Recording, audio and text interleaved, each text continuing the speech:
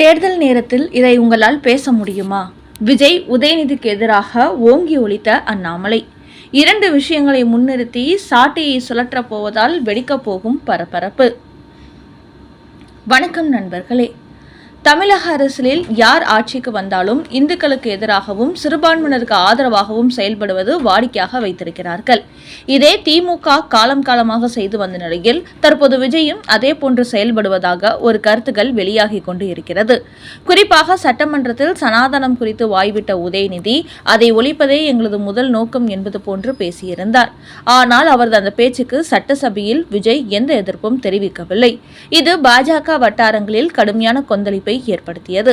குறிப்பாக பாஜகவின் முன்னாள் தலைவர் அண்ணாமலை அப்போது விஜய் உதயநிதிக்கு எதிராக ஒரு சவால் விட்டிருந்தார். அதாவது, இப்போது இப்படி பேச உங்களால் தேர்தல் நேரத்தில் இதை பேச முடியுமா? சனாதனம் என்றால் என்னவென்றே தெரியாதவர்கள் அது குறித்து பேசுவது கோபத்தை ஏற்படுத்துகிறது. குறிப்பாக உதயநிதி இதே வேலையைத்தான் செய்து கொண்டிருக்கிறார். இப்படி பேச பேச அரசியலில் அவர் விளிம்பு நிலையை நோக்கிதான் சென்று கொண்டிருப்பார். ஒரு நாளும் வளர்ச்சி பாதையில் செல்ல முடியாது என்று உதயநிதியின் சட்டசபை பேச்சுக்கு எதிராக முதல் குரலாக ஊங்கி ஒலித்தார் அண்ணாமலை. அப்போது பாஜகவை சார்ந்தவர்களோ மற்ற கட்சிகளை சேர்ந்த தலைவர்களோ அந்த கருத்துக்கு எதிராக யாருமே குரல் கொடுக்கவில்லை. அண்ணாமலை மட்டுமே சனாதனம் குறித்து பேசி உதயநிதிக்கும் அதை கேட்டுக்கொண்டு மௌனமாக இருந்த விஜய்க்கு எதிராகவும் நேரடியாக சவால் விடும் வகையில் பேசியிருந்தார் அண்ணாமலை. இதுகுறித்து அரசியல் விமர்சகர் ரவீந்திரன் துரைசாமி வெளியிட்டுள்ள ஒரு செய்தியில், சட்டமன்ற தேர்தலுக்கு முன்பு சோசியல் மீடியாவில் தமிழக வெற்றி கழகம் ஆக்டிவாக இருந்தார்கள். அதில் செய்த பிரச்சாரம் காரணமாகவே அவர்கள் இன்றைக்கு வெற்றி பெற்றுள்ளார்கள். ஆனால் அவர்களுக்கு முன்பே பாஜகவின் அண்ணாமலை சோசியல் மீடியாவில் பிரபலமாக இருந்தவர். அவரது வாரும் அரசியல் பரபரப்பை ஏற்படுத்தியுள்ளது. அதோடு அண்ணாமலை அன்பு கூட்டத்தினர் அவர் குறித்த செய்திகளை தொடர்ந்து வெளியிட்டு சோசியல் மீடியாவில் ட்ரெண்டிங்கில் இருந்து வந்தார்கள். ஆனால் அண்ணாமலை தலைவர் பதவியிலிருந்து நீக்கிய பிறகு அந்த வேகம் குறைந்துவிட்டது. அதைத்தான் தமிழக வெற்றி கழகத்தினர் பிடித்துக் கொண்டார்கள். அதோடு தமிழகம் முழுக்க கூட விஜயால் பிரச்சாரம் செய்ய முடியவில்லை. சில ஊர்களில் மட்டுமே செய்தார். அப்படி இருந்தும் சோசியல் மீடியாவில் செய்த பிரச்சாரம் காரணமாக இன்றைக்கு அவர் வெற்றி பெற்றுள்ளார். அதனால் விஜயின் தமிழக வெற்றி கழகம் செய்த இந்த அரசியல் அண்ணாமலைக்கு ரொம்ப நன்றாக தெரியும். அதனால் அடுத்து அண்ணாமலை தனிக்கட்சி ஆரம்பித்து களத்துக்குள் வந்துவிட்டால் தமிழக வெற்றி கழகத்திற்கு மிகப்பெரிய சவாலாக இருப்பார் என்று கூறியுள்ள ரவீந்திரன் துரைசாமி, இன்றைக்கு அண்ணாமலை தைரியமாக தனிக்கட்சி ஆரம்பிக்கிறார் என்றால் அதற்கு ஒரு நம்பிக்கை கொடுத்தவர் விஜய்தான் என்பதையும் மறுப்பதற்கில்லை. அதற்கு முன்பு வரை திமுக அதிமுகவை விட்டுவிட்டு புதிய கட்சிகளுக்கு தமிழ்நாட்டு மக்கள் ஓட்டு போடுவார்களா என்ற சந்தேகம் இருந்தது. ஆனால் தமிழ்நாட்டு மக்கள் மாற்றத்தை தேடித்தான் இத்தனை நாளும் காத்து கொண்டிருந்தார்கள் என்பதை விஜய் மூலம் வெளிப்படுத்தியுள்ளார்கள். அதே போன்றுதான் அண்ணாமலைக்கும் குறுகிய காலத்தில் ஒரு பெரிய தொண்டர் படை கூடியது. விஜய் சினிமா மூலம் ரசிகர்களை கவர்ந்து வைத்திருந்தார். ஆனால் அண்ணாமலை அரசியலுக்கு வந்து தனது துணிச்சலான செயல்பாட்டினால் இளைஞர்களை தன் பக்கம் ஈர்த்தவர். அதனால்தான் அவருக்கென்று இன்றைக்கு தமிழ்நாடு முழுக்க இருக்கும் அன்பு கூட்டம் செயல்பட்டு வருகிறது. அவரது வார் ரூமும் பெரிய அளவில் ஆக்டிவாக உள்ளது. அதனால் பாஜகவில் தேர்தலில் விஜய் கூட இந்த அளவுக்கு வெற்றி பெற்றிருக்க முடியாது. ஏனென்றால் அண்ணாமலை தேர்தலில் போட்டியிடவில்லை என்றதும் பாஜகவின் ஓட்டுகள் பிரிந்துவிட்டது. இது போன்ற விஷயங்கள் விஜய்க்கு சாதகமாகி உள்ளன என்று கூறும் ரவீந்திரன் துரைசாமி, அடுத்து அண்ணாமலை புதிய கட்சி தொடங்கியோ அல்லது பாஜகவில் முக்கிய பொறுப்பு கொடுக்கப்பட்டு களத்துக்குள் வந்தால் விஜய் மட்டுமின்றி உதயநிதிக்கும் மிகப்பெரிய சவாலாக இருப்பார். இதுவரை இல்லாத ஒரு அதிரடியான அரசியலை முன்னெடுப்பார். அதனால் முதல் தேர்தலில் வெற்றி பெற்றார் என்பதற்காக தொடர்ந்து விஜய் வெற்றி பெற்றுக் கொண்டே இருக்க மாட்டார். சோசியல் மீடியாவில் ரீல்ஸ் வெளியிடுகிறார் என்பதற்காக அதை ஏற்று ஒட்டுமொத்த தமிழ்நாட்டு மக்களும் அதை ஆதரிக்க மாட்டார்கள். ஒரு மாற்றம் வேண்டும் என்று எதிர்பார்த்த மக்கள் விஜய்க்கு வாக்களித்தார்கள். அதனால் அவரது ஆட்சி காலத்தில் அவர் எப்படிப்பட்ட செயல்பாட்டை வெளிப்படுத்துகிறார் என்பதை பொறுத்தே மீண்டும் விஜய்க்கு மக்கள் ஓட்டு போடுவார்கள்.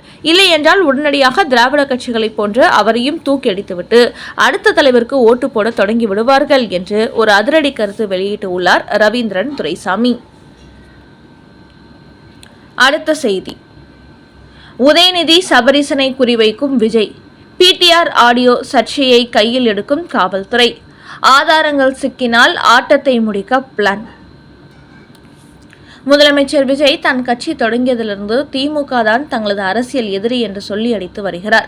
ஆளுங்கட்சியை எதிர்த்தால் தான் கட்சி வளர்க்க முடியும் என்பதற்காக விஜய் அப்படி சொல்வதாகத்தான் திமுகவினர் அப்போது நினைத்தார்கள். ஆனால் தன் சொன்னபடியே இப்போது அரசியல் எதிரியை வீழ்த்திவிட்டார் விஜய். இந்த நேரத்தில் சட்டசபையில் விஜயை சிக்க வைக்க வேண்டும் என்பதற்காக சில சர்ச்சைக்குரிய விஷயங்களை பேசி வருகிறார் உதயநிதி. இது விஜயை ஓவர் டென்ஷனுக்கு உள்ளாக்கி வருகிறது. குறிப்பாக மத ரீதியான சில சர்ச்சைகளை பேசி தனது வாயிலிருந்து வார்த்தைகளை வெளியே வர வைக்க திமுக திட்டமிடுவதாக கருதும் விஜய், இவர்களுக்கு ஆரம்பத்திலேயே ஆப்படித்துவிட வேண்டும் என்று திட்டம் தீட்டி வருவதாக பனையூர் வட்டாரத்தில் ஒரு தகவல் கசிந்துள்ளது. அதன் முதல் கட்டமாக திமுக ஆட்சியை தொடங்கிய ஓராண்டுக்குள் அப்போது நிதி அமைச்சராக இருந்த பிடிஆர் பழனிவேல் தியாகராஜன் பேசிய ஒரு ஆடியோவை தமிழக பாஜகவின் முன்னாள் தலைவர் அண்ணாமலை வெளியிட்டிருந்தார்.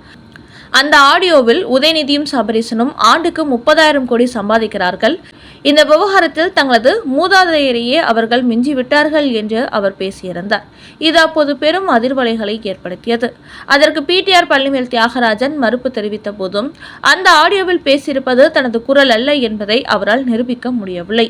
இப்படி ஒரு ஆடியோ சர்ச்சை எழுந்த சில மாதங்களிலேயே அவரை நிதியமைச்சர் பதவியிலிருந்து தூக்கி அடித்தார் மு.க. ஸ்டாலின். இதன் மூலம் அந்த ஆடியோ உண்மையானதுதான் என்பது உறுதியானது.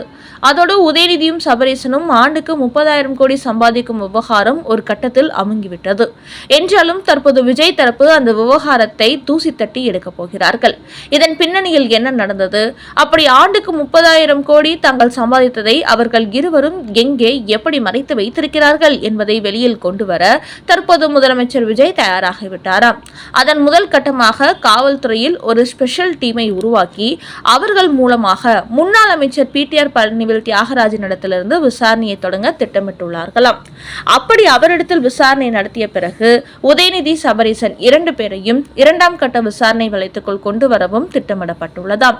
இப்படி தாங்கள் ஆரம்பத்திலேயே மூடி மறைத்துவிட்டு இந்த ஆடியோ சர்ச்சை தற்போது தமிழக வெற்றி கழகம் கையில் எடுத்திருப்பது திமுக வட்டாரத்திற்கு பெரும் அச்சத்தை ஏற்படுத்தியுள்ளதாம். ஏற்கனவே கே.ஏ. நேரு, அனிதா ராதாகிருஷ்ணன், செந்தில் பாலாஜி, ராஜகண்ணப்பன் குறித்து 4 அமைச்சர்களை கட்டம் கட்ட அமலாக்கத்துறை தயாராகிவிட்டது. ஆரம்பத்தில் இவர்கள் மீது விசாரணை நடத்துவதற்கு சற்று தயங்கி வந்த விஜய் இப்போது தான் ஆட்சிக்கு வந்து 1 மாதத்தை நெருங்கிக் கொண்டிருப்பதால் அடுத்தடுத்து ஊழல் மாஜி அமைச்சர்களை கட்டம் கட்ட அனுமதி கொடுப்பதற்கும் தயாராகிவிட்டதாக கோட்டை வட்டாரங்களில் ஒரு பரபரப்பு செய்தி வெளியாகியிருக்கிறது. இதன் காரணமாக சொன்னபடியே உதயநிதி சபரீசன் தொடங்கி திமுகவின் ஊழல் அமைச்சர்களை முதலமைச்சர் விஜய் கம்பி என வைத்து விடுவாரோ என்று மு.க. ஸ்டாலின் கடுமையான கலவரத்தில் இருக்கிறாராம். அதோடு மு.க. ஸ்டாலின் மனைவியான துர்கா ஸ்டாலின் தனது குடும்பத்தினருக்கு சட்ட ரீதியாக எந்த சிக்கலும் வந்துவிடக்கூடாது என்பதற்காக தற்போது சென்னையில் உள்ள தங்கள் வீட்டில் பல சாமியார்களை வரவைத்து நள்ளிரவு பூஜைகள் நடத்தி கொண்டு வருகிறாராம்.